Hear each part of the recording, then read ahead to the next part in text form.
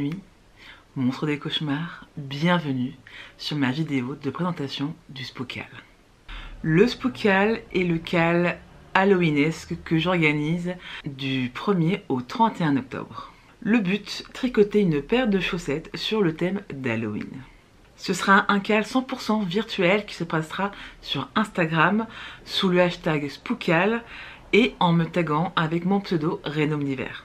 Pour vous aider à frissonner de douceur tout le long du mois d'octobre, je m'engage à vous dévoiler mon grimoire de patron de chaussettes afin de vous donner de nouvelles idées, de mettre un peu de magie à vos pieds. Pour cette sélection de patrons, il y aura 22 modèles différents, une partie en jacquard et l'autre partie en texturé. Ne perdons pas de temps, nos chaudrons ne doivent pas refroidir. Nous commençons avec le chapitre jacquard et j'inaugure le bal des sorcières avec les Pumpkin Socks. C'est un modèle que vous avez déjà vu sur ma chaîne puisque je les ai tricotés pour mon chéri.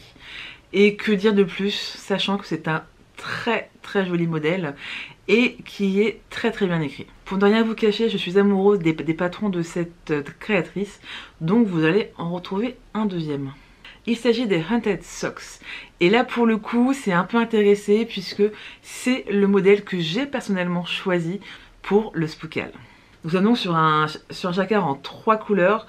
Mais ce qu'il y a de bien, c'est que si vous y regardez de plus près, il n'y a que 2 couleurs par an, ce qui rend le jacquard beaucoup plus facile. Tous les modèles de la renarde endormie sont disponibles en français et en anglais. Et je dois avouer que j'ai très hâte de les monter sur mes aiguilles.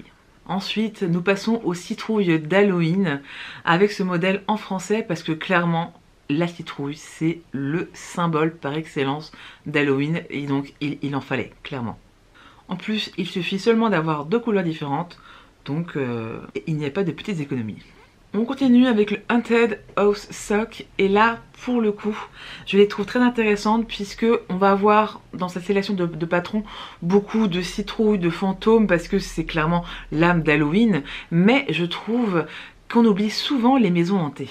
Malgré que ce patron ne soit disponible qu'en anglais, je pense qu'il vaut carrément le détour et qu'il serait magnifique avec une laine de fond sombre et texturée. Comment pouvons-nous parler de chaussettes en jacquard sans parler de stone knit? Je vous mets du coup ces patrons les plus connus en matière d'Halloween. Il s'agit du coup du Spooky Set Socks. Vous avez du coup 2 modèles différents, un avec les fantômes et un avec les sorcières qui dansent à la ronde au coin du feu. Ce patron est disponible en français et en anglais. Et puis bon, 2 pour le prix d'un, moi je prends. On continue avec Charlotte et cette fois-ci ce sont les chauves-souris qui sont à l'honneur. Un jacquard très simple, en bicolore, moi je prends tout de suite. Cependant, ce modèle n'est disponible qu'en anglais, il n'y a pas de français malheureusement. Nous restons encore avec Charlotte, mais cette fois-ci avec un modèle qui sort un peu de l'ordinaire. Puisqu'il s'agit du Read It in the Cards, et du coup nous retrouvons un motif de cartes de tarot.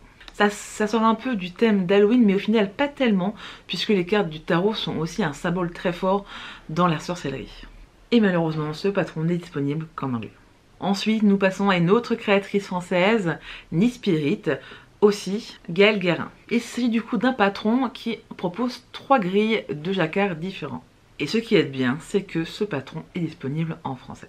Sans compter que ce sont des jacquards en 2 couleurs, donc clairement très abordable pour les débutants.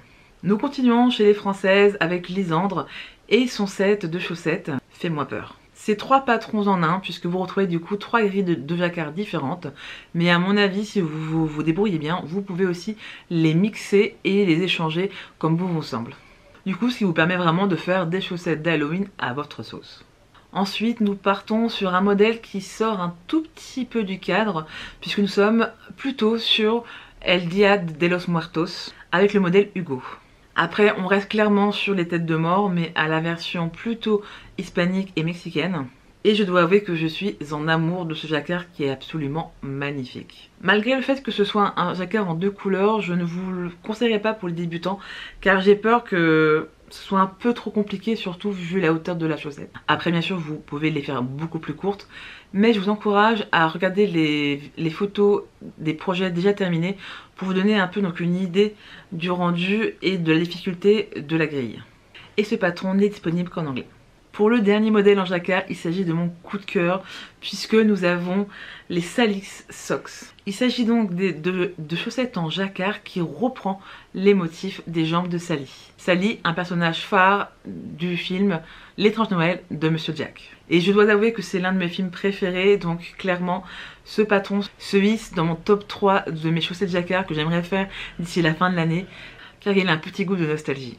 Nous sommes sur la même créatrice que le patron précédent et ce qui est bien, si vous regardez bien, vous verrez que la modèle et donc du coup la créatrice a des modèles assez dodus.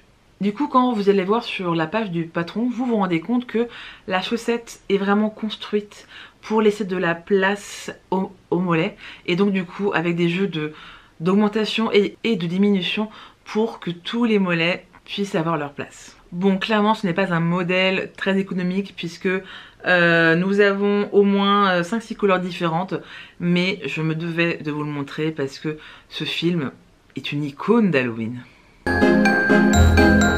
Ensuite nous passons au patron texturé.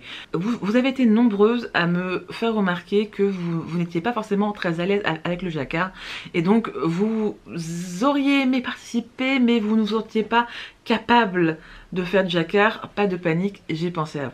Dans ce chapitre, nous allons du coup découvrir ensemble des modèles de chaussettes avec de la dentelle mais également des torsades. Ce qui vous permettra du coup d'avoir des chaussettes spooky sans forcément vous lancer dans l'aventure du jacquard.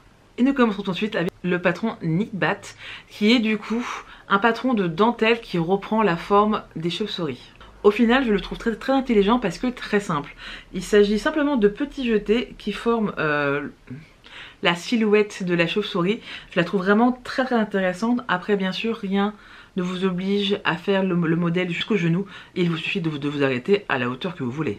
Malheureusement, ce patron n'est disponible qu'en anglais.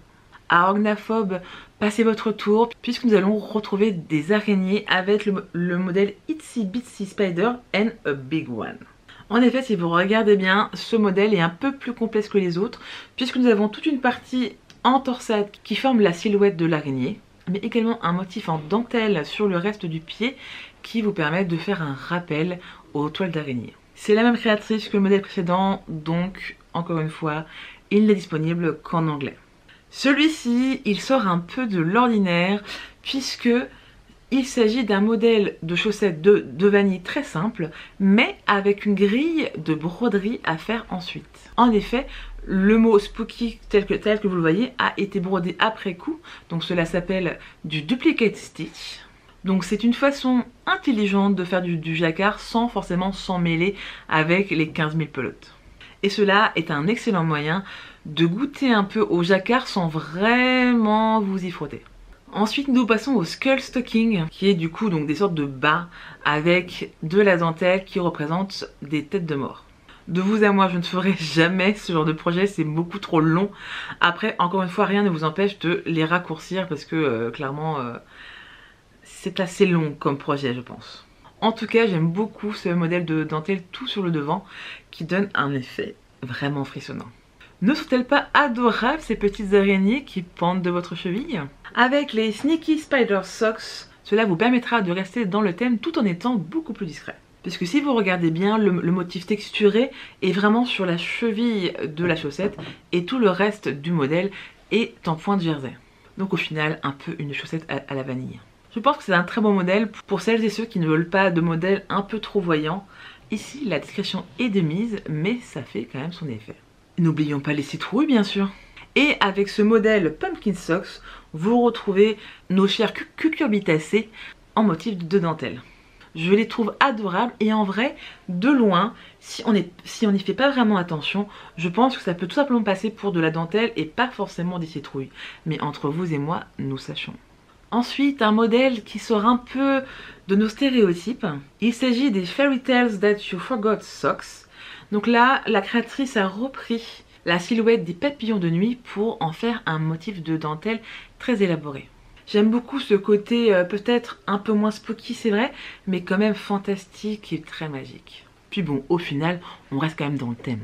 Nous restons avec nos chères araignées, avec les Aranea Socks, pardon, c'est très difficile à dire en fait, qui sont idéales si vous avez des petits échos de 20 grammes, histoire de rajouter un peu de peps et un peu d'horreur à vos chaussettes. Nous continuons avec un autre motif texturé de citrouille, puisque clairement c'est la saison, dont on n'aura jamais assez.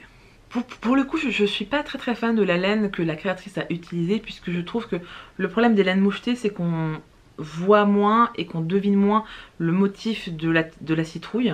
Mais honnêtement, elles sont là, on le sait, ça marche très bien. Et pour terminer, encore et toujours des araignées. Je dois avouer que j'aime beaucoup ce modèle parce que je le trouve très visuel. Et là, nous avons la maman et les petits bébés.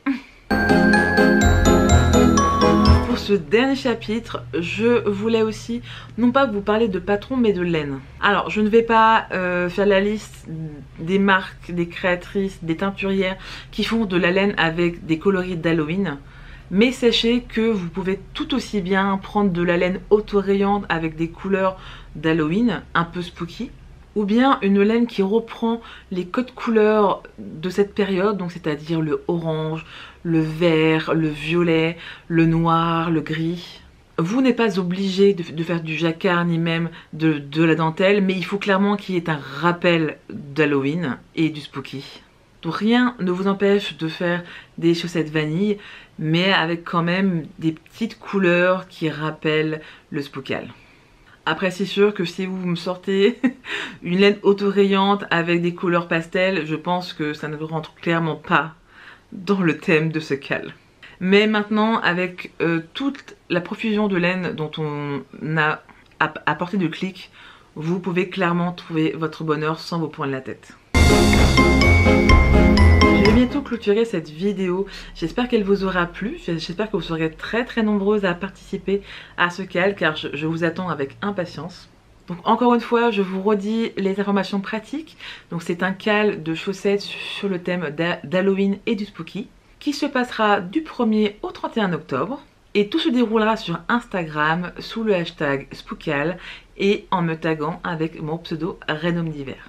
Quant à moi, j'ai déjà mon patron en tête, mais il me manque encore la laine, donc restez connectés. On se retrouve très vite en ligne. Sur ce, il est temps de refermer mon grimoire. Je vais aller préparer mes petits ingrédients et je vous dis à très bientôt.